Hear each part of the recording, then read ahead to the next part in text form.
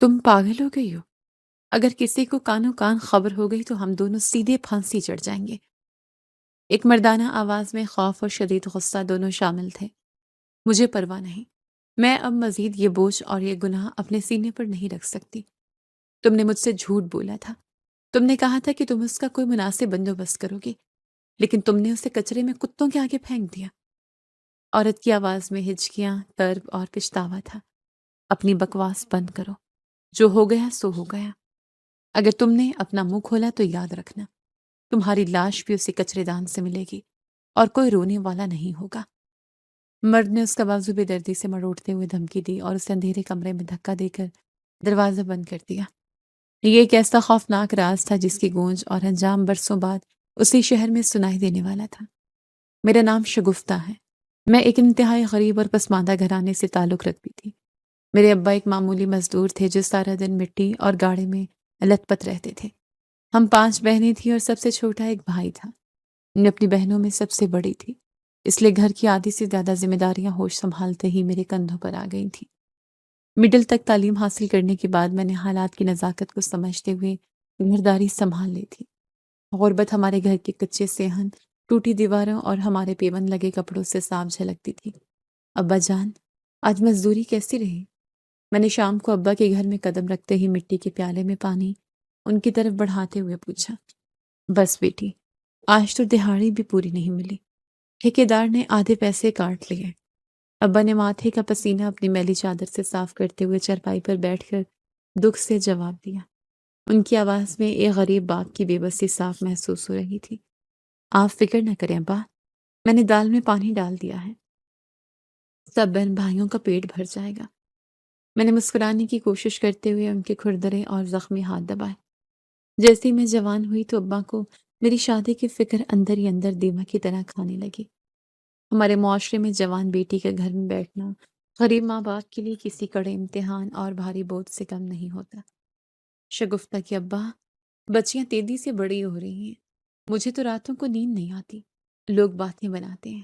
اماں نے رات کے اندھیرے میں چولہے کے پاس بیٹھ کر روٹی کا نوالا توڑتے ہوئے انتہائی پریشانی اور کرب سے کہا، نصیب اپنے وقت پر ہی کھلتے ہیں نیک بخت۔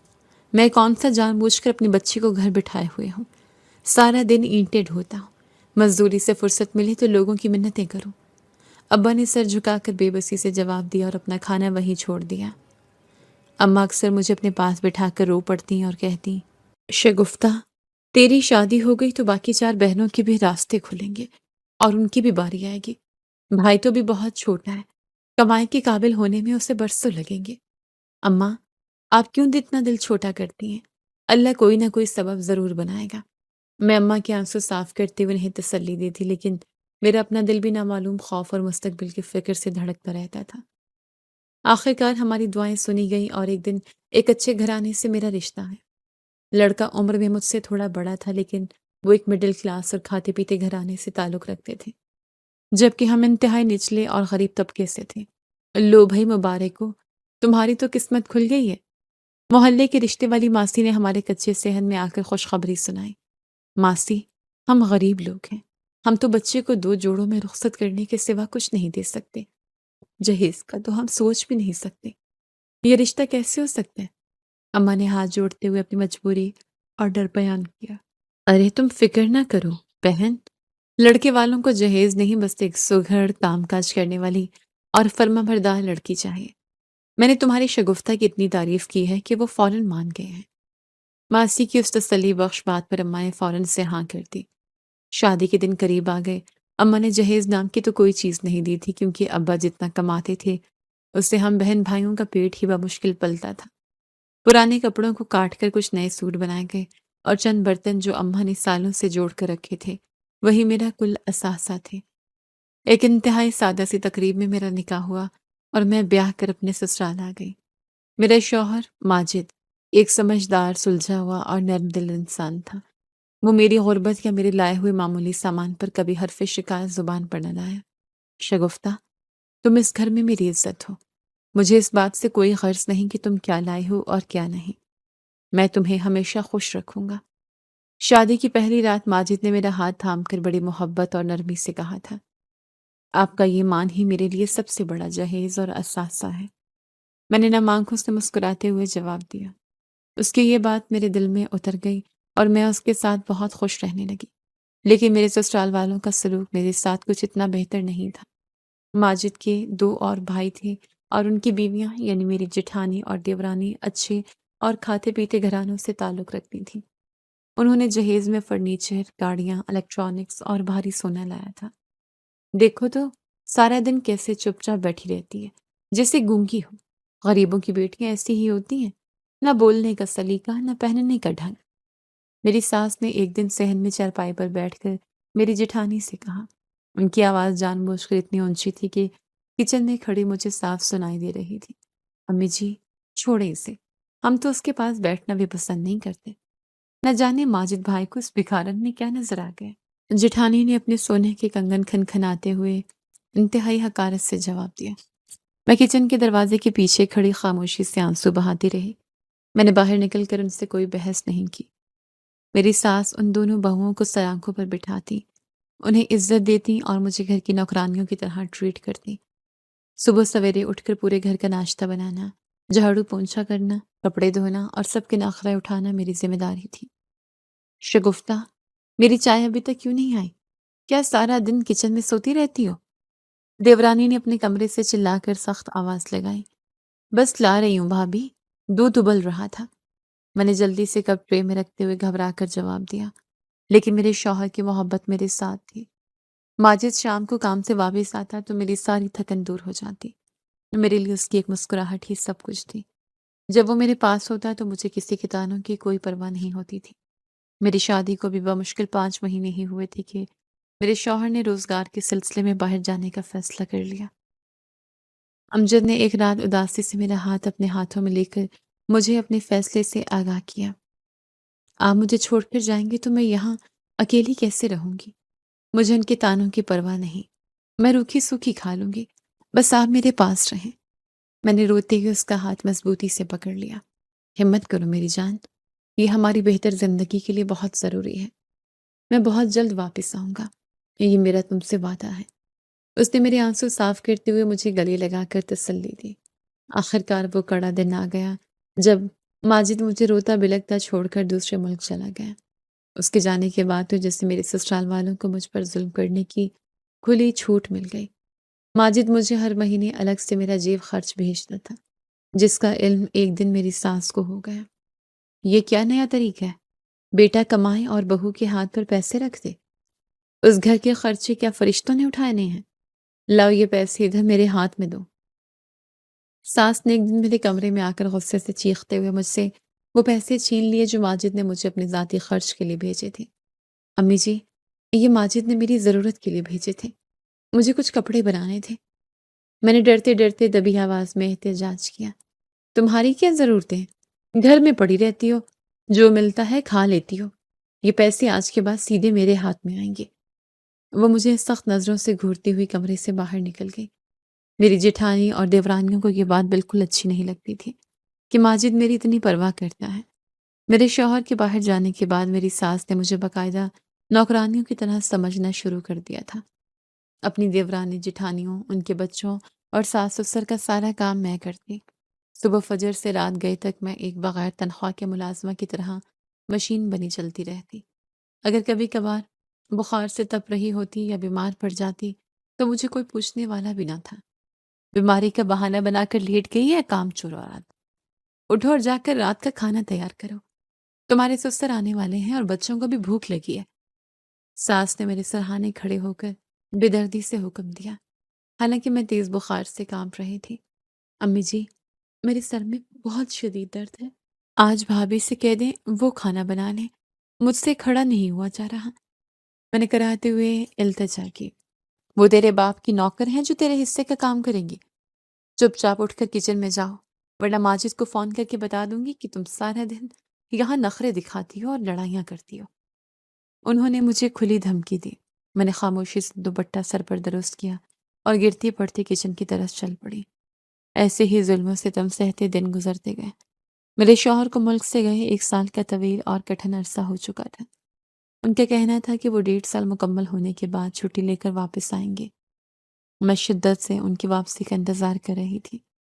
مجھے ان سے ایک عجیب سی والہانہ محبت ہو چکی تھی، جو ایک میاں بیوی کے درمیان ایک رشتے کی خاص اور مضبوط بنیاد ہوتی ہے۔ لیکن مجھے کیا معلوم تھا کہ میری قسمت کے ستارے شدید گردش میں ہیں، اور تقدیر کی کتاب میں میرے لیے کچھ اور ہی دردناک لکھا تھا۔ میرے شوہر کے واپس آنے میں کچھ مہینے ہی رہ گئے تھے۔ میری خوشی دیدنی تھی۔ میں روز کیلنڈر پر دن گنتی اور راتوں کو اس کے دیے ہوئے کپڑے نکال کر دیکھتی۔ ایک رات گھر میں میری جٹھانی کے رشتہ داروں کی بڑی دعوت تھی۔ سارا دن میں نے کچن کی گرمی میں کھڑے ہو کر طرح طرح کے پکوان بنائے اور رات گئے تک مہمانوں کے جانے کے بعد چھوٹے برتن دھوتی رہی۔ تھکن سے میرا انگ انگ ٹوٹ رہا تھا اور کمر سیدھی کرنے کی ہمت نہیں تھی۔ رات کے 11 بج چکے تھے اور سارا گھر خاموشی میں ڈوب چکا تھا۔ شگفتہ، یہ سارا کچرا آج ہی باہر کوڑے دان میں پھینک کر آؤ۔ رات بھر اس کی بدبو اور تعفن پورے گھر میں پھیلے گی ورنہ۔ ساس نے کچن میں آ کر مجھے سخت لہجے میں حکم دیا۔ امی جی، رات بہت زیادہ ہو گئی ہے اور گلی میں اندھیرا ہے۔ مجھے ڈر لگتا ہے۔ میں صبح سویرے نماز کے وقت سب سے پہلے یہ کچرا پھینک آؤں گی۔ میں نے ڈرتے ڈرتے اپنے گیلے ہاتھ دوپٹے سے صاف کرتے ہوئے گزارش کی۔ زبان لڑاتی ہے مجھ سے؟ جو کہا ہے فوراً کر، ورنہ آج رات تجھے اس کچرے کے ساتھ ہی گھر سے باہر نکال دوں گی اور تو ساری رات سڑک پر رلنا۔ وہ غصے سے پیر پٹکتے ہوئے مڑ گئے۔ میرا شوہر اس بات سے اکثر بے خبر تھا کہ گھر کے سارے ذلیل ترین کام میں کرتی ہوں، اور میں نے کبھی اسے بتایا بھی نہیں تھا۔ میں ہمیشہ یہی سوچتی کہ گھر کے کام ہیں، اپنی اماں کے گھر بھی تو جھاڑو پونچھا کرتی تھی، اس میں کیا برائی ہے؟ لیکن میں نہیں جانتی تھی کہ اس کالی رات میں کچرا پھینکنا ہی میرے لیے کتنی بڑی سزا بن جائے گا اور میری پوری زندگی کو الٹ کر رکھ دے گا۔ میں نے ایک بڑا سا کچرے کا سیاہ شاپر اٹھایا اور ڈرتے ڈرتے گھر کے باہری دروازے سے باہر نکلی۔ گلی بالکل سنسان تھی اور دور ایک پرانی اسٹریٹ لائٹ ٹمٹما رہی تھی۔ سردی کی وجہ سے تیز ہوائیں چل رہی تھیں اور آوارہ کتے بھونک رہے تھے۔ کچرے دان گلی کے بالکل نکر پر ایک ویران اور اندھیرے پلاٹ کے پاس رکھا تھا۔ میں تیز تیز قدم اٹھاتی خوف کے مارے کچرے دان کے پاس پہنچی اور شاپر اس میں پھینک دیا۔ ابھی میں نے مڑ کر واپس آنے کا ارادہ کیا ہی تھا کہ مجھے ایک مدھم اور سسکتی ہوئی سی آواز سنائی دی۔ یہ آواز کسی نومولود بچے کے رونے کی تھی۔ میرے قدم وہیں زمین پر منجمد ہو گئے۔ یہ کیسی آواز ہے؟ اتنی رات گئے کوئی بچہ یہاں اس ویرانے میں کیا کر رہا ہے؟ میں نے دل میں سوچا اور چاروں طرف نظر دوڑائی، لیکن اس اندھیرے میں کچھ واضح نظر نہیں آ رہا تھا۔ پہلے میں نے اسے اپنا وہم سمجھا اور ڈر کے مارے گھر کی طرف دوڑنے لگی، لیکن پھر دل کو ایک عجیب سی بے چینی اور وحشت محسوس ہوئی۔ میں مزید قدم آگے نہ بڑھا سکی۔ سچ میں ایسا محسوس ہو رہا تھا کہ کوئی ننھا سا بچہ مسلسل رو رہا ہے اور سردی کی وجہ سے اس کی آواز دھیمی پڑتی جا رہی ہے۔ نہ جانے کیا سوچتے ہوئے میں نے ہمت کی اور واپس کچرے دان کے بالکل قریب جا کر اس کے اندر جھانک کر دیکھا۔ اسٹریٹ لائٹ کی مدھم روشنی میں جو منظر میں نے دیکھا، اس نے میرے پیروں تلے سے زمین نکال دی اور میرے ہوش اڑا دیے۔ وہاں کچرے کے ڈھیر کے عین درمیان گندگی اور غلاظت پر ایک نامولود بچہ ایک پرانے خون آلود کپڑے میں لپٹا پڑا تھا۔ وہ بے تحاشا رو رہا تھا۔ اس کا چھوٹا سا معصوم چہرہ میلا کچیلا اور مٹی سے گندا ہو رہا تھا۔ مکھیاں اور کیڑے اس کے آس پاس بھنبھنا رہے تھے۔ یا اللہ، یہ کیسا ظلم ہے! کون ہے وہ پتھر دل درندہ جو اس فرشتے کو یہاں پھینک گیا؟ میرے منہ سے بے ساختہ چیخ نکل گئی۔ میری اپنی ابھی تک کوئی اولاد نہیں تھی، لیکن اس سے سکتے بلکتے معصوم بچے کو دیکھتے ہی میرے اندر کی ممتا پوری شدت سے جاگ اٹھی۔ ایک دم سے میرا پورا جسم خوف، سردی اور صدمے سے کپکپانے لگا۔ میری آنکھوں سے بے اختیار آنسو جاری ہو گئے۔ میں نے خود کو ہمت دی، کچرے اور گندگی کی بدبو کی پرواہ کیے بغیر اپنے ہاتھ آگے بڑھائے اور اس ننھی سی جان کو کوڑے دان سے اٹھا لیا۔ وہ بچہ سردی سے نیلگوں ہو کر کانپ رہا تھا۔ میں نے اسے فوراً اپنے دوپٹے کے پلو میں چھپایا اور ارد گرد کا جائزہ لینے لگی۔ شاید کوئی غلطی سے اسے یہاں بھول گیا ہو، شاید کسی کی بہت بڑی مجبوری ہو، شاید کوئی اسے ڈھونڈتا ہوا آ جائے۔ میں نے خود کو تسلی دینے کی کوشش کی۔ میں کافی دیر تک وہاں پر کھڑی دائیں بائیں دیکھتی رہی کہ شاید کوئی اس بچے کو روتا سن کر آئے، شاید کوئی ولی وارث اس کی تلاش میں نکلے، لیکن وہاں پر دور دور تک کوئی انسان موجود ہی نہیں تھا، سوائے کتوں کے بھونکنے اور ہوا کی سائیں سائیں کی کوئی آواز نہ تھی۔ پھر میرے ذہن میں ایک بھیانک خیال آیا، اگر اس کا کوئی والی وارث ہوتا، اگر کوئی اس سے پیار کرتا تو یہ کوڑے دان میں جانوروں کے رحم و کرم پر نہ پڑا ہوتا۔ اگر میں اسے یہاں چھوڑ کر چلی گئی تو صبح تک یہ کیڑوں اور آوارہ کتوں کی خوراک بن جائے گا۔ میں ایسا نہیں ہونے دوں گی۔ میں نے روتے ہوئے اس بچے کو اپنے سینے سے لگا لیا، لیکن پھر ایک خوفناک حقیقت میرے سامنے آ کر کھڑی ہو گئی۔ اگر میں اسے گھر لے کر گئی تو میری ساس اور سسرالیوں کا کیا سلوک ہوگا؟ میرا دماغ الجھن اور شدید خوف کا شکار تھا، لیکن بچے نے جیسے میرے سینے کی گرمائش محسوس کی، اس کا رونا کم ہو گیا اور اس نے اپنا چھوٹا سا ہاتھ میرے کپڑے پر رکھ دیا۔ اس چھوٹے سے وجود نے میرے دل میں ممتا کا وہ طوفان برپا کر دیا تھا جسے روکنا اب میرے بس میں نہیں تھا۔ میں نے خود کو مضبوط کیا اور دل میں ایک اٹل فیصلہ کیا، جو ہوگا دیکھا جائے گا۔ اس وقت اس معصوم اور خوبصورت سے بچے کو میں ان حالات میں یہاں مرنے کے لیے چھوڑ کر نہیں جا سکتی، چاہے مجھے کچھ بھی سننا پڑے، مار کھانی پڑے، میں اسے اپنے ساتھ لے کر جاؤں گی۔ میں نے بچے کو مضبوطی سے اپنے بازو میں چھپایا اور تیز قدموں سے واپس چل پڑی، اور راستے میں دور سے آتے ایک دو محلے والوں کو دیکھ کر میں نے ان سے رک کر پوچھا بھی، بھائی صاحب ذرا سننا، یہاں کوئی روتی ہوئی عورت یا کوئی شخص ابھی ابھی گزرا ہے کیا؟ میں نے ڈرتے ہوئے پوچھا۔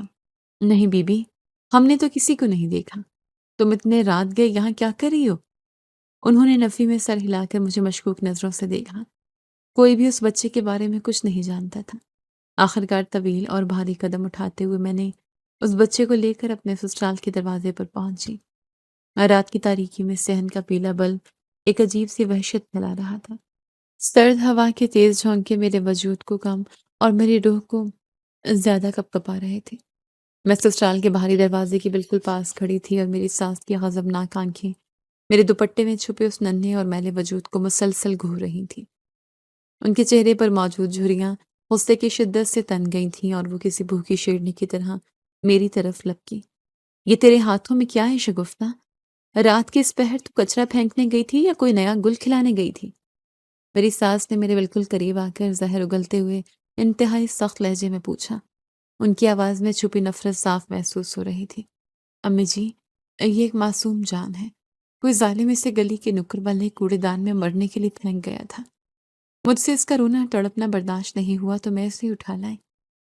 میں نے ڈرتے ڈرتے اور انتہائی عاجزی سے جواب دیا۔ میرے ہاتھ سردی اور خوف سے بری طرح کانپ رہے تھے۔ کم بخت نامراد، یہ کس کی ناجائز اولاد اٹھا کر لے آئی ہو میرے پاک صاف گھر میں؟ کیا تو اس گھر کو یتیم خانہ سمجھتی ہے؟ ساس نے ایک دم سے دھاڑتے ہوئے میرے ہاتھ سے دوپٹہ کھینچنے کی کوشش کی۔ ان کے چیخنے کی آواز رات کے سناٹے میں بم کی طرح گونجی۔ خدا کے لیے امی جی، آرام سے بات کریں، بچہ پہلے ہی سردی سے نیلگوں ہو رہا ہے، یہ بے گناہ ہے، میں اسے کیسے مرنے کے لیے وہاں چھوڑ آتی؟ میں نے بچے کو اپنے سینے سے مزید قریب کرتے ہوئے ان کی منت کی۔ میرے آنسو میرے گالوں پر بہہ رہے تھے۔ ساس کی اونچی آواز اور میری سسکیوں نے پورے گھر کو جگا دیا تھا۔ صحن کے دائیں جانے والے کمرے کا دروازہ زور سے کھلا اور میری بڑی جیٹھانی اپنے ماتھے پر سلوٹیں ڈالے باہر نکل آئی۔ ان کے پیچھے ہی میری دیورانی بھی نیند سے بیدار ہو کر صحن میں آ گئی۔ کیا مصیبت ہے رات کی اس پہر، سونے بھی نہیں دیتی یہ غریبوں کی بیٹیاں۔ کیا کر دیا اس نے اب امی جی؟ بڑی جیٹھانی نے اپنی ریشمی چادر کو کندھے پر درست کرتے ہوئے انتہائی بیزاری سے پوچھا۔ دیکھو ذرا اس کے کرتوت، کچرا پھینکنے کے بہانے گئی تھی اور راستے سے یہ غلاظت اٹھا لائی ہے، کہتی ہے کوڑے دان سے ملا ہے۔ ساس نے میری طرف انگلی کا اشارہ کرتے ہوئے حقارت سے جیٹھانی کو بتایا۔ توبہ توبہ امی جی، اس غریب ذاتی کے تو لچھن ہی پہلے دن سے ٹھیک نہیں تھے۔ مجھے تو ہمیشہ سے اس پر شک تھا، کوڑے دان سے کوئی بچہ کیسے مل سکتا ہے؟ میری بڑی جیٹھانی نے اپنے چہرے پر مصنوعی حیرت سجاتے ہوئے طنز کیا۔ خدا کا خوف کریں بھابھی، آپ مجھ پر اتنا بڑا اور گندا الزام کیسے لگا سکتی ہیں؟ میں تو صرف آپ لوگوں کے کہنے پر کوڑا پھینکنے گئی تھی۔ آپ خود چل کر دیکھ لیں، وہاں کچرے میں اس کا خون آلود کپڑا بھی ابھی پڑا ہوگا۔ میں نے روتے ہوئے اپنی سچائی ثابت کرنے کی بھرپور کوشش کی۔ میرا دل ان کے کاٹدار جملوں سے کٹ رہا تھا۔ ہاں تو خون آلود کپڑا تو ہوگا ہی، نہ جانے کس کا گناہ ہے جو تو ہمارے سر مڑنے آ گئی ہے۔ اس غلاظت کو بھی کہ ابھی اس گھر سے باہر نکال۔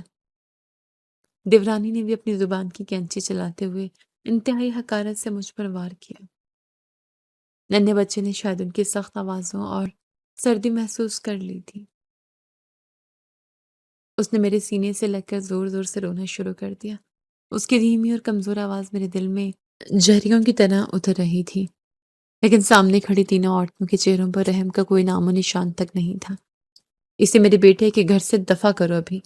میں محلے والوں کو کیا منہ دکھاؤں گی کہ میری بہو رات کے اندھیرے میں کچرے کے ڈھیر سے ناجائز بچے اٹھا کر لاتی ہے؟ ساس نے اپنا سر پیٹتے ہوئے وویلا مچانا شروع کر دیا۔ انہوں نے جان بوجھ کر اپنی آواز اتنی بلند کر دی تھی کہ محلے کے لوگ بھی جاگ جائیں۔ ان کی چیخو پکار سن کر گلی کے کچھ لوگ اپنے گھروں سے باہر نکل آئے۔ دیوار کے ساتھ والے گھر میں اس کی چھت پر دو تین عورتیں کھڑی ہو کر ہمارے صحن میں جھانکنے لگی۔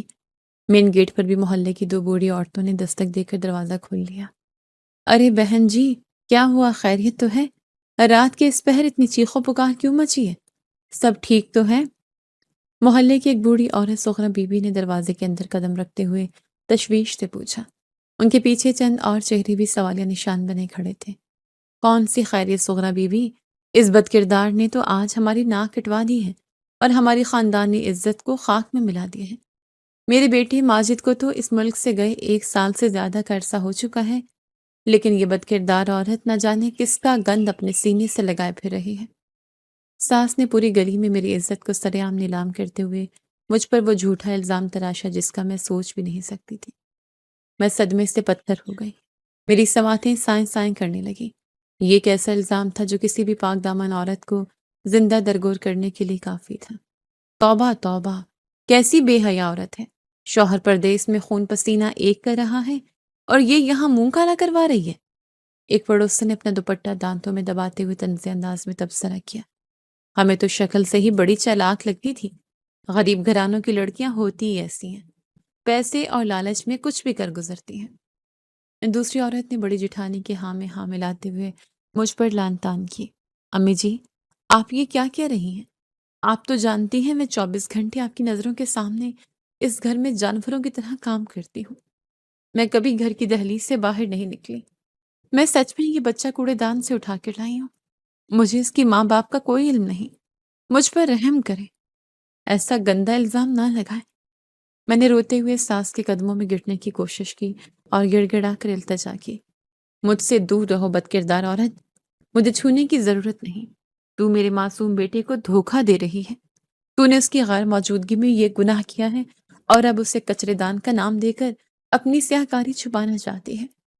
ساس نے بے دردی سے مجھے ٹھوکر ماری اور پیچھے ہٹ گئی۔ دیکھ لیں لوگوں، ہم نے تو اس غریب یہ سمجھ کر پناہ دی تھی، اس کے سر پر چھت رکھی تھی اور اسے عزت دی تھی، لیکن اس نے تو ہماری ہی پیٹھ میں خنجر گھونپ دیا، ہمارے خاندان کو منہ دکھانے کے قابل نہیں چھوڑا۔ جٹھانی نے محلے والوں کے سامنے مگرمچھ کے آنسو بہاتے ہوئے انتہائی مکاری سے اپنی صفائی پیش کی۔ میرے لیے صورتحال ناقابل برداشت ہو چکی تھی۔ ہر طرف سے مجھ پر طعنوں، گالیوں اور الزامات کی بارش ہو رہی تھی۔ میرے ہاتھوں میں موجود بچہ اب سردی اور بھوک سے نڈھال ہو کر سسکیاں لے رہا تھا۔ اس کی حالت مجھ سے دیکھی نہیں جا رہی تھی۔ ایک طرف میری برباد ہوتی ہوئی عزت تھی اور دوسری طرف اس معصوم کی جان تھی۔ محلے والوں، آپ سب گواہ رہنا، میں اس بد چلن کو ایک پل بھی اپنے گھر میں نہیں رکھ سکتی۔ اے لڑکی، جا کر اس غلاظت کو وہیں پھینک کر آ جہاں سے لائی ہے، ورنہ میں ابھی اپنے بیٹے ماجد کو فون کرتی ہوں اور اسے بتاتی ہوں کہ اس کی غیرت مند بیوی نے کیا گل کھلایا ہے۔ ساس نے اپنا حتمی فیصلہ سناتے ہوئے انگلی کا سخت اشارہ دروازے کے باہر اندھیری گلی کی طرف کیا۔ نہیں امی جی، باہر بہت کڑاکے کی سردی ہے، آوارہ کتے اس معصوم کو نوچ کھائیں گے۔ میں اسے مرنے کے لیے وہاں نہیں چھوڑ سکتی۔ یہ ایک جیتی جاگتی جان ہے، کیا آپ لوگوں کے دل میں ذرا بھی رحم نہیں؟ میں نے بچے کو مضبوطی سے اپنے سینے سے لگا کر ان کی آنکھوں میں آنکھیں ڈال کر پوری طاقت سے جواب دیا۔ میری ممتا میرے ڈر پر حاوی ہو چکی تھی۔ ہمیں رحم اور انسانیت سکھانے چلی یہ بد چلن عورت۔ تو خود جائے گی یا میں تجھے دھکے دے کر گلی میں نکالوں؟ اس ناجائز اولاد کو ابھی اسی وقت گھر سے باہر پھینک، میرا گھر ناپاک مت کر۔ ساس غصے سے پاگل ہو رہی تھی اور انہوں نے آگے بڑھ کر میرا بازو سختی سے جکڑ لیا۔ آپ کو جو سزا مجھے دینی ہے دے، مجھ پر جو الزامات لگانے لگائیں، میں سب سہ لوں گی، لیکن میں اس بے گناہ بچے کو دوبارہ اس موت کے منہ اور کچرے دان میں ہرگز نہیں پھینکوں گی۔ میں نے اپنا بازو ان کی گریز سے چھڑاتے ہوئے ایک چٹان کی طرح مضبوط لہجے میں اعلان کیا۔ میری اس جرأت پر پورے صحن میں ایک لمحے کے لیے سناٹا چھا گیا۔ تیری اتنی ہمت کہ تم میرے سامنے کھڑی ہو کر بغاوت کر رہی ہے؟ ٹھیک ہے، اگر تجھے اس کن سے اتنی ہی محبت ہے تو جا کر صحن کے اس کونے میں پڑی رہ۔ آج رات تو اس گھر کے کسی کمرے میں داخل نہیں ہوگی۔ کل صبح ہی میں ماجد کو فون کروں گی، وہی آ کر تیرا فیصلہ کرے گا۔ ساس نے غصے سے ہامتے ہوئے مجھے دھمکی دی اور صحن کا وہ کونا دکھایا جہاں سرد ہوائیں سیدھی آ کر لگتی تھیں۔ آئیں امی جی، اس کا منہ لگنے کا کوئی فائدہ نہیں۔ ماجد بھائی خود ہی آ کر اس کا کچا چٹھا دیکھیں گے تو اسے دھکے دے کر نکالیں گے۔ ہم کیوں اپنی نیندیں حرام کریں؟ بڑی جٹھانی نے ساس کا بازو پکڑا اور محلے والوں کو دروازہ بند کرنے کا اشارہ کرتے ہوئے اپنے کمرے کی طرف لے گئی۔ محلے کی عورتیں بھی چہمگوئیاں اور طنز کرتے ہوئے ایک ایک کر کے دروازے سے باہر نکل گئیں۔ دیورانی نے آگے بڑھ کر مین گیٹ کو زور سے بند کیا اور اندر سے کنڈی لگا دی۔ تھوڑی ہی دیر میں پورے گھر کی لائٹیں بجھا دی گئیں اور صحن میں گھوپ اندھیرا چھا گیا۔ میں اس کڑاکے کی سردی میں کھلے آسمان تلے صحن کے ایک تاریک کونے میں اس سے کامتے ہوئے بچے کو اپنے دوپٹے میں چھپائے تنہا کھڑی تھی۔ میرے چاروں طرف دیواریں تھیں لیکن میں خود کو ایک بے رحم اور سنگدل دنیا کے بالکل بیچوں بیچ محسوس کر رہی تھی۔ رات کی تاریکی اور شدید کڑاکے کی سردی نے میرے وجود کو برف بنا دیا تھا، لیکن میرے سینے سے لپٹے اس ننھے وجود کی گرمائش مجھے زندہ رکھی ہوئی تھی۔ میں نے اپنے منجمد جسم کو حرکت دی اور فیصلہ کیا کہ میں مزید اس صحن میں ذلیل نہیں ہوں گی۔ میں نے بچے کو سینے سے لگایا اور سیدھا اپنے کمرے کی طرف چل پڑی۔ میری ساس نماز پڑھ کر برآمدے میں آ چکی تھی اور مجھے کمرے کی طرف جاتا دیکھ کر ان کی آنکھوں میں دوبارہ آگ بھڑک اٹھی۔ تیری اتنی جرأت کہ تو میرے حکم کے خلاف اس سے گھر کے اندر قدم رکھے؟ اس غلاظت کو لے کر باہر نکل جا، ورنہ میں تیری ٹانگیں توڑ دوں گی۔ ساس نے غصے سے چیختے ہوئے میرا راستہ روکنے کی کوشش کی۔ ان کا چہرہ غصے سے سرخ ہو رہا تھا۔ امی جی، یہ بچہ میرے ساتھ رہے گا۔ آپ مجھے ماریں گے یا گالیاں دیں، میں اسے اس حال میں نہیں چھوڑ سکتی۔ یہ میرا آخری فیصلہ ہے۔ میں نے ان کی آنکھوں میں آنکھیں ڈال کر انتہائی مضبوطی سے جواب دیا اور ان کے پاس سے گزر کر اپنے کمرے میں چلی گئی۔ ان کے الزامات، گالیوں اور محلے والوں کی باتوں کا مجھ پر کوئی اثر نہیں ہو رہا تھا۔ میری روح ان کی باتوں سے چھلنی ہو چکی تھی، لیکن میرے اندر کی ممتا ہر ڈر پر حاوی تھی۔ میں نے کمرے کا دروازہ اندر سے بند کیا اور سب سے پہلے اس بچے کو بستر پر لٹایا۔ وہ بھوک اور سردی سے نڈھال ہو چکا تھا۔ میں نے جلدی سے پانی گرم کیا، ایک صاف تولیہ لیا اور اس معصوم جان کو نہلا کر صاف ستھرا کیا۔ اس کے جسم سے کچرے کی بدبو اور مٹی صاف ہونے کے بعد وہ ایک انتہائی خوبصورت اور نورانی بچہ لگ رہا تھا۔ تمہیں کسی نے نہیں اپنایا تو کیا ہوا؟ آج سے میں تمہاری ماں ہوں۔ میں نے اسے اپنے پرانے سوٹ سے کاٹ کر بنائے گئے صاف کپڑے پہنائے اور اسے اپنے سینے سے لگا لیا۔ میری آنکھوں سے آنسو ٹوٹ کر اس کے ماتھے پر گرے۔ اس بچے نے میری طرف دیکھ کر ایک معصوم سے مسکراہٹ دی جس نے میری ساری رات کی تھکن اور دکھ کو ایک پل میں مٹا دیا۔ میں نے ہر صورت اس بچے کو اپنانے کا فیصلہ کر لیا تھا۔ میں کسی صورت بھی اسے کوڑے دان میں دوبارہ واپس پھینک کر نہیں آنے والی تھی۔ یہی سوچتے ہوئے میں نے اسے باقاعدہ سنبھالنا شروع کر دیا۔ میں نے کچن میں جا کر دودھ گرم کیا اور چھپ کر اسے پلایا، لیکن دوسری طرف میری ساس اور جٹھانیاں اس آگ کو مزید بھڑکانے میں مصروف تھیں۔ صبح کا سورج نکلتے ہی ساس نے اپنے کمرے میں جا کر ماجد کو فون ملا لیا تھا۔ ان کی مکاری اور جھوٹ نے میری ہنستی کھیلتی زندگی کو تباہ کرنے کی پوری منصوبہ بندی کر لی تھی۔ ماجد بیٹا، جلدی واپس آ جا، تیری بیوی نے تو ہماری ناک کٹوا دی ہے، محلے میں کسی کو منہ دکھانے کے قابل نہیں چھوڑا ہمیں۔ ساس نے فون پر روتے ہوئے اور مگرمچھ کے آنسو بہاتے ہوئے ماجد سے کہا، کیا کہہ رہی امی جان؟ آپ رو کیوں رہی ہیں؟ شگفتہ کو کیا ہوا ہے؟ سب خیریت تو ہے؟ ماجد کی آواز میں شدید گھبراہٹ اور پریشانی تھی۔ کون سی خیریت بیٹا؟ ہم تو لٹ گئے، برباد ہو گئے۔ تو پردیس میں خون پسینہ ایک کر رہا ہے اور یہاں تیری بیوی رات کے اندھیرے میں کچرے دان سے ایک ناجائز بچہ اٹھا لائی ہے، کہتی ہے میرا ہے، میں اسے پالوں گی۔ ساس نے زہر اگلتے ہوئے ایک ایسا جھوٹ بولا جس نے پردیس میں بیٹھے میرے شوہر کے ہوش اڑا دیے۔ یہ آپ کیا کہہ رہی امی؟ شگفتہ ایسا کچھ نہیں کر سکتی، مجھے اس پر پورا بھروسہ ہے، وہ ایک پاک دامن عورت ہے۔ ماجد نے میری طرفداری کرتے ہوئے اپنی ماں کو جھٹلانے کی کوشش کی۔ ارے بے وقوف لڑکے، پورا محلہ گواہ ہے، وہ تو راتوں کو گھر سے غائب رہتی تھی۔ ہم نے تجھے اس لیے نہیں بتایا کہ تو پریشان نہ ہو، اب تو اس نے ساری حدیں پار کر دی ہیں۔ تو فوراً واپس آ اور اپنی آنکھوں سے اپنے عزت کو خاک میں ملتا دیکھ۔ ساس نے اپنا آخری وار کیا اور فون کاٹ دیا۔ یہ بات میرے شوہر تک اس قدر بھیانک اور گھناؤنے انداز میں پہنچی تھی کہ اس کے دماغ نے سوچنے سمجھنے کی صلاحیت کھو دی۔ وہ غصے، صدمے اور غیرت کی آگ میں جلتا ہوا فوراً پاکستان واپس آ گیا۔ مجھے اس کی آمد کا بالکل علم نہیں تھا۔ کچھ دنوں بعد دوپہر کے وقت میں کمرے میں بیٹھی بچے کو سلا رہی تھی جب گھر کا صدر دروازہ اتنی زور سے کھلا کہ اس کی آواز سے پورا صحن گونج اٹھا۔ میں گھبرا کر باہر نکلی تو سامنے ماجد کو کھڑا پایا۔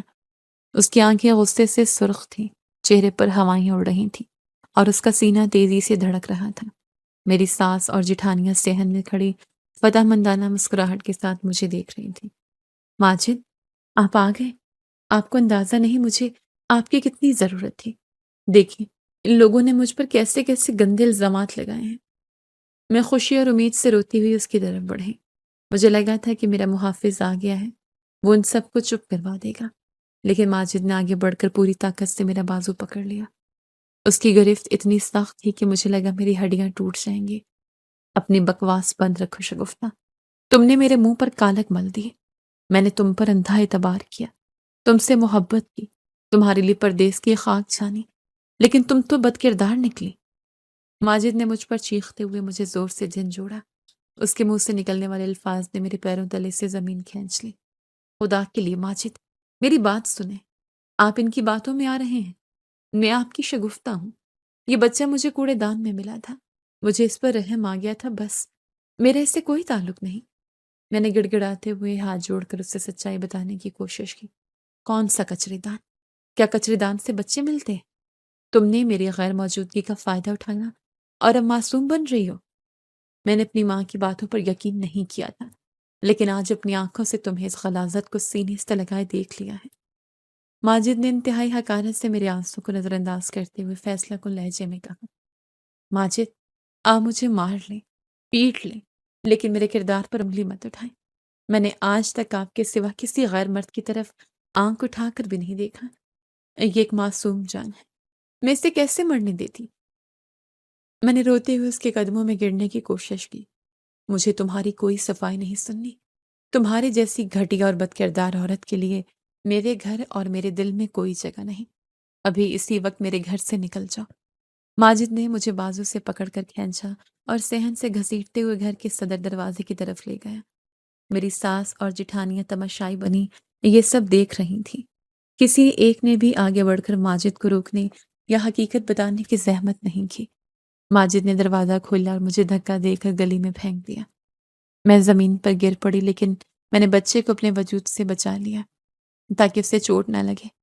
آج کے بعد اس گلی میں قدم مت رکھنا، ورنہ میں تمہاری جان لے لوں گا۔ میری طرف سے تم آزاد ہو۔ ماجد نے یہ آخری الفاظ کہے اور میرے منہ پر دروازہ زور سے بند کر دیا۔ دروازے کی اس زوردار آواز نے میرے اندر کی رہی صحیح امید بھی توڑ دی تھی۔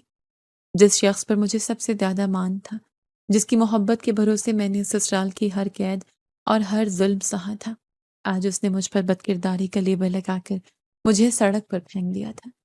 میں نے اسے کوئی مزید صفائی نہ دی، کچھ نہ کہا، کیونکہ جب اعتبار ہی مر جائے تو الفاظ بے معنی ہو جاتے ہیں۔ میں نے زمین سے اٹھ کر اپنے کپڑے جھاڑے، بچے کو سینے سے لگایا اور اپنے ماں باپ کے گھر کی طرف چل پڑی۔ اور راستے میں گزرتے ہوئے لوگ مجھے عجیب اور مشکوک نظروں سے دیکھ رہے تھے۔ ساس کی پھیلائی ہوئی آگ پورے محلے میں پھیل چکی تھی۔ عورتیں اپنے دروازوں سے جھانک کر مجھ پر طنز کر رہی تھیں، لو بھائی، آ گئی بدنامی کا ٹوکرا سر پر اٹھا کر۔ ماجد نے تو نکال ہی دینا تھا اسے، ایک عورت نے چھت سے آواز کسی۔ میں نے سر جھکا لیا اور تیز قدموں سے چلتی رہی۔ میرا دل کٹ رہا تھا، لیکن مجھے اپنے ماں باپ پر بھروسہ تھا۔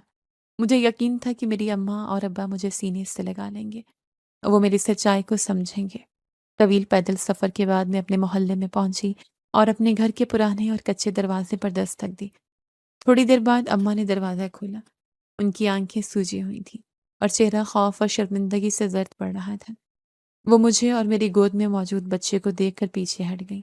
اماں، ماجد نے مجھے گھر سے نکال دیا اماں۔ اس نے مجھ پر بہت گندا الزام لگایا ہے۔ آپ ابا کو بھیجیں، ماجد کو سمجھائیں۔ میرے روتے ہوئے اندر داخل ہونے لگی، لیکن یہ بات مجھ سے پہلے اماں تک پہنچ چکی تھی۔ برائی کی خبر کو پڑھ لگے ہوتے ہیں۔ ماں نے میرے سامنے ہاتھ جوڑ دیے اور میرے قدم وہیں رک گئے۔ ان کے اس عمل نے مجھے پتھر کر دیا۔ شگفتہ، خدا را اس گھر میں قدم مت رکھ۔ تو جانتی ہے تیرے ابا کی عزت ہی ان کا کل اثاثہ ہے۔ محلے والے سو سو باتیں کرتے ہیں۔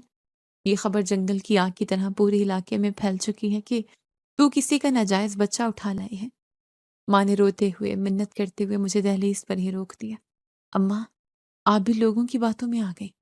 میں آپ کی بیٹی ہوں اماں، آپ نے میری پرورش کی ہے، کیا میں ایسا کوئی گناہ کر سکتی ہوں؟ یہ بچہ مجھے سچ میں کوڑے دان سے ملا تھا۔ میں نے شدت غم سے اپنا سر پیٹ لیا، میرا وجود ٹوٹ کر بکھر رہا تھا۔ میں سب جانتی ہوں میری بچی، مجھے تیری پاکیزگی پر کوئی شک نہیں، لیکن یہ ظالم دنیا نہیں مانتی۔ دیکھ، میری دوسری 4 بیٹیوں کی شادی نہیں ہوگی، لوگ طعنے دیں گے کہ ان کی بڑی بہن بد کردار تھی، کوئی ان سے رشتہ نہیں جوڑے گا، تیرے ابا یہ صدمہ برداشت نہیں کر پائیں گے۔ ماں کی مجبوری اور بے بسی ان کے ایک ایک لفظ سے ٹپک رہی تھی۔ تو اماں میں کہاں جاؤں؟ یہ میرا گھر ہے، کیا آپ بھی مجھے سڑک پر چھوڑ دیں گی؟ میں نے دھاڑے مار کر روتے ہوئے پوچھا۔ جا اس بچے کو جہاں سے لیا وہیں پھینک دے اور ہاتھ جوڑ کر اپنے سسرال واپس چلی جا، ان سے معافی مانگ لے، شاید ماجد کا دل نرم پڑ جائے اور وہ تجھے رکھ لے۔ ماں نے کیسا مشورہ دیا جس نے میری روح تک کو چیر کر رکھ دیا۔ مجھے دکھ ہو رہا تھا اس بات کا کہ اس دنیا میں کتنی خود غرضی پھیل چکی ہے۔ ایک معصوم جان کو دوبارہ سے موت کے منہ میں اس کچرے دان میں پھینکنے کا بول رہے ہیں۔ کیا معاشرے کا ڈر اور اپنی بیٹیوں کی شادی کی فکر ایک انسانی جان سے زیادہ اہم ہو گئی تھی؟ میری ماں جو ممتا کا روپ تھی، آج دنیا کے ڈر سے ایک بے گناہ بچے کی موت کا مشورہ دے رہی تھی۔ نہیں اماں، میں ایسا ہرگز نہیں کروں گی۔ میں کسی صورت اس بچے کو دوبارہ اس گندگی میں نہیں پھینکوں گی۔ اگر آپ لوگوں کے لیے میری جگہ اس گھر میں نہیں ہے تو ٹھیک ہے، میں چلی جاتی ہوں۔ میں نے آنسو صاف کیے اور ایک آخری نظر اپنے اس گھر پر ڈالی جہاں میں پلی بڑھی تھی۔ شگفتہ میری بات سن، ضد مت کر، برباد ہو جائے گی تو۔ ماں نے پیچھے سے پکارا، میں نے مڑ کر جواب نہیں دیا۔ میں نے وہ دہلیز ہمیشہ کے لیے چھوڑ دی تھی۔ مجھے اس دن احساس ہوا کہ دنیا کے تمام رشتے، خون کے ناطے اور محبت کے دعوے صرف تب تک سچے ہوتے ہیں جب تک ان پر دنیا والوں کی باتوں کا سایہ نہیں پڑتا۔ ساس کا ظلم، شوہر کی بے اعتباری اور ماں باپ کی خود غرضی نے مجھے اندر سے ایک چٹان بنا دیا تھا۔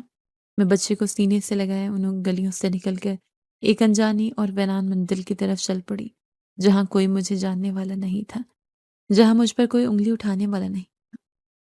شہر کی آلودہ فضاؤں، تانوں اور اپنے ہی خونی رشتوں کی بے حسی سے دور میں ایک انجانے اور ویران راستے پر چلتی جا رہی تھی۔ سورج غروب ہو چکا تھا اور میرے قدم تھگن سے منجمد ہو رہے تھے۔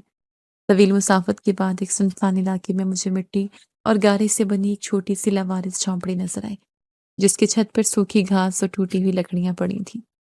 میں نے ارادہ کر لیا تھا کہ اب میں زندگی میں کسی رشتے کا سہارا نہیں لوں گی۔ یہ دنیا صرف مطلب اور خود غرضی کا دوسرا نام ہے۔ میں نے اس جھونپڑی کا ٹوٹا ہوا دروازہ کھولا اور اندر داخل ہو گئی۔ اندر گھپ اندھیرا اور مٹی کی بو تھی۔ میں نے اس بچے کو اپنے سینے پر رکھ کر اس کچی اور ٹھنڈی زمین پر لیٹنے کی کوشش کی۔ وہ بچہ جو تھوڑی دیر پہلے بھوک اور سردی سے بلک بلک کر رو رہا تھا، میرے سینے پر لیٹتے ہی ایک عجیب سا سکون محسوس کرتے ہوئے سو گیا۔ اس کی بند آنکھوں پر سکون چہرے کو دیکھ کر ایسا محسوس ہو رہا تھا جیسے اسے دنیا کی سب سے محفوظ پناہگاہ اور ماں کی ممتا مل گئی ہو۔ تم فکر نہ کرو میرے بچے، میں تمہارے لیے اس دنیا کے ہر طوفان اور ہر درد سے ٹکرا جاؤں گے۔ آج سے تم ہی میرا کل اثاثہ ہو۔ میں نے اس کے ننھے ماتھے کو چومتے ہوئے ایک چٹان جیسی مضبوط ارادہ کیا۔ میں آنکھوں سے گرنے والے گرم آنسو اس کی گالوں پر گرے، لیکن وہ بے خبر سوتا رہا۔ اگلے ہی دن سے میں نے اس بچے کے لیے کمانا شروع کر دیا۔ اس کو صبح سویرے ہی پرانے کپڑے سے اپنی کمر کے ساتھ باندھتی اور قریبی آبادی میں جا کر گھر گھر جھاڑو پونچھا اور برتن دھونے کا محنت طلب کام کرتی۔ لوگوں کی جھڑکیاں سنتی، بجائے کچھ کھانا کھاتی، لیکن اس معصوم کی پرورش میں کوئی کسر نہ چھوڑتی۔ دن، مہینے اور سال گزرتے گئے۔ میں نے اپنا خون پسینہ ایک کر کے اسے پال پوس کر بڑا کیا۔ اس کا نام میں نے احمد رکھا۔ میں نے اس کی تعلیم پر کوئی سمجھوتا نہیں کیا، اپنی ہر خواہش، اپنی جوانی اور ہر ضرورت کو قربان کر دیا تاکہ احمد کو کتابیں اور یونیفارم لا کر دے سکوں۔ ماں، آپ میرے لیے اتنی مشقت کیوں کرتی ہیں؟ میں اب بڑا ہو گیا ہوں، میں پڑھائی کے ساتھ ساتھ مزدوری بھی کروں گا، مجھ سے آپ کے یہ زخمی ہاتھ نہیں دیکھے جاتے۔ احمد نے ایک دن میرے کھردرے اور پھٹے ہوئے ہاتھوں کو دباتے ہوئے نم آنکھوں سے کہا۔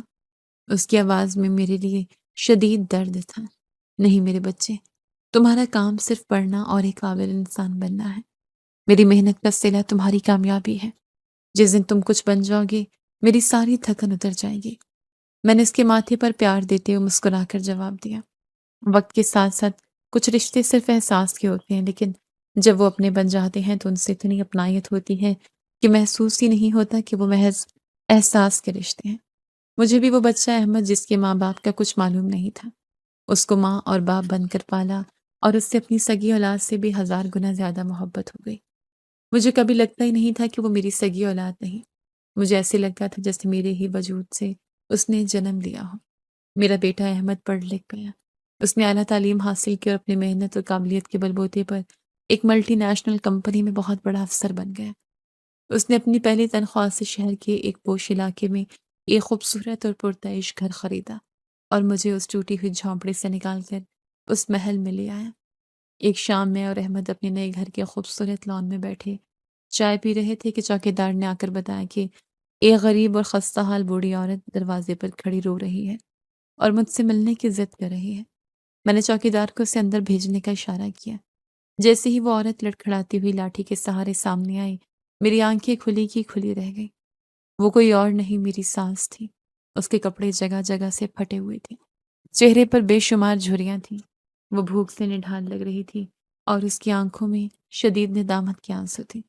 شگفتہ، میری بچی، مجھے معاف کر دے، میں نے تیرے ساتھ بہت بڑا ظلم کیا تھا، مجھ پر رحم کا، میں برباد ہو گئی ہوں۔ ساس نے آگے بڑھ کر میرے قدموں میں گرنے کی کوشش کی، اس کی آواز میں ایک بھیکارن جیسے التجا تھی۔ وقت گزر چکا بیگم صاحبہ، جس معصوم جان کو آپ نے کچرے کے ڈھیر سے اس سے بھی بدتر سمجھا، آج وہی اس گھر کا مالک ہے۔ آپ یہاں کس منہ سے آئے ہیں؟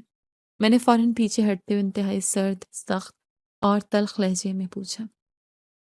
میری آنکھوں میں ان کے لیے کوئی ہمدردی نہیں تھی۔ میرے گناہوں کی سزا مجھے اسی دنیا میں مل گئی ہے۔ تیرے شوہر ماجد کے ہاں دوبارہ کوئی اولاد نہ ہوئی۔ اس نے اولاد کی چاہ میں 2 مزید شادیاں کی، لیکن اس کا آنگن سونا ہی رہا اور وہ پاگل پن کا شکار ہو گیا۔ میری باقی بہوؤں نے میرا سارا مال ہڑپ کر کے مجھے دھکے دے کر گھر سے نکال دیا۔ آج میں در در کی ٹھوکریں کھا رہی ہوں۔ وہ زمین پر بیٹھ کر دھاڑے مار کر رونے لگی۔ اس کے چہرے پر ذلت اور رسوائی ناچ رہی تھی۔ آپ نے بویا ہی کانٹے تھا تو پھول کیسے کاٹتی؟ آپ نے تو ایک پاک دامن پر تہمت لگائی تھی۔ میں نے اپنا غصہ ضبط کرتے ہوئے نفرت سے کہا، شگفتہ، آج میں اپنا سب سے بڑا بوجھ اتارنا چاہتی ہوں، وہ گناہ جس نے مجھے برباد کر دیا۔ احمد کچرے کا بچہ نہیں ہے، وہ میرا ہی خون ہے۔ ساس کے اس اچانک انکشاف نے میرے اور احمد کے پیروں تلے سے زمین کھینچ لی۔ پورے لان میں ایک موت جیسا سناٹا چھا گیا۔ کیا مطلب ہے آپ کا؟ صاف صاف بتائیں، یہ کیا نئی کہانی گھڑ کر لائی ہیں آپ؟ میں نے حیرت اور شدید غصے سے چیختے ہوئے ان کے قریب جا کر پوچھا۔ وہ رات مجھے آج بھی یاد ہے۔ میرے بڑے بیٹے یعنی تیری بڑی جٹھانی کے شوہر نے ایک غریب ملازمہ کے ساتھ گناہ کیا تھا۔ جب یہ ناجائز بچہ پیدا ہوا تو بڑی جٹھانی کو علم ہو گیا۔ اس رات تیرے کچرا پھینکنے سے کچھ دیر پہلے میرا بڑا بیٹا اور میری بڑی بہو اس بچے کو کچرے دان میں پھینک کر آئے تھے۔ بڑی بہو رو رہی تھی، وہ ڈر گئی تھی کہ کوئی دیکھ لے گا اور ان پر قتل کا الزام آئے گا۔ میں نے اپنے کانوں سے اپنے بڑے بیٹے کو اپنی بہو کو دھمکاتے سنا تھا۔ وہ رو کر کہہ رہی تھی کہ تم نے اسے کتوں کے آگے پھینک دیا اور میرا بیٹا اسے لاش کچرے دان میں پھینکنے کی دھمکیاں دے رہا تھا۔ میں سب سن کر بھی خاموش رہی۔ میں جانتی تھی کہ وہ میرے ہی بیٹے کا خون ہے، لیکن اپنے خاندان کی عزت بچانے اور تجھے اس گھر سے نکالنے کے لیے میں نے سارا الزام تجھ پر لگا دیا۔ ساس نے روتے ہوئے اس خوفناک رات کا وہ سچ اگل دیا جس نے میری پوری جوانی کھا لی تھی۔ میری روح یہ بھیانک سچ سن کر کانپ گئی۔ جس گناہ کی سزا میں نے برسوں سڑکوں پر رل کر کاٹی، وہ انہی کا اپنا خون تھا۔ مجھے اس خاندان کی غلاظت پر ابکائی آنے لگی۔ آپ نے اپنے چھوٹے وقار اور ایک گناہ کو چھپانے کے لیے ایک معصوم جان کو کتوں کے آگے ڈال دیا تھا اور ایک بے گناہ عورت کو سرعام ذلیل کیا۔ آج آپ کو کس رشتے کی امید یہاں لے کر آئی ہے؟ احمد نے غصے سے مٹھیاں بھینچتے ہوئے انتہائی کڑکدار اور سخت لہجے میں پوچھا۔ اس کی آنکھوں میں شعلے بھڑک رہے تھے۔ مجھے سڑک پر مت چھوڑو میرے پوتے، میں بھوک سے مر جاؤں گی۔ مجھے بس اس گھر کے کونے میں پڑا رہنے دو، میں تمہارے جوتے صاف کروں گی۔ وہ ہاتھ جوڑ کر احمد کے سامنے گڑ گڑائے۔ میں نے احمد کی طرف دیکھا۔ مجھے ڈر تھا کہ وہ غصے میں کوئی سخت قدم نہ اٹھا لے، لیکن میری تربیت نے اسے نفرت نہیں، محبت اور درگزر سکھایا تھا۔ ہم آپ کی طرح ظالم اور سنگ دل نہیں ہیں۔ آپ کو اس گھر میں پناہ ملے گی، لیکن ایک خادمہ کی طرح نہیں، بلکہ ایک انسان کی طرح۔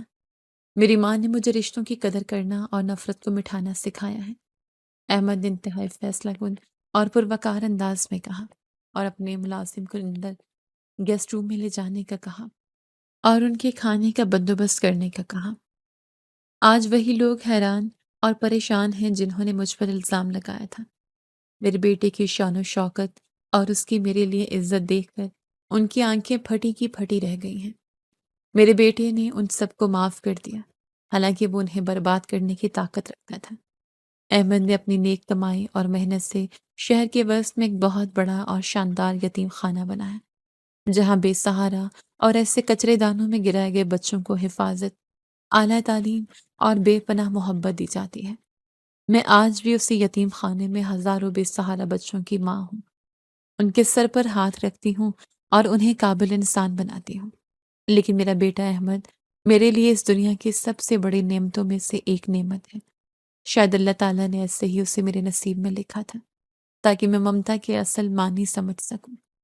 بے شک اللہ کی لاٹھی بے آواز ہے۔ انسان جو بیج بوتا ہے وہی کاٹتا ہے، اور جو دوسروں کے لیے گڑھا کھودتا ہے قدرت اسے اسی گڑھے میں عبرت ناک طریقے سے گرا دیتی ہے۔ سچ ہمیشہ زندہ رہتا ہے اور جھوٹ کا انجام سوائے رسوائی کے کچھ نہیں ہوتا۔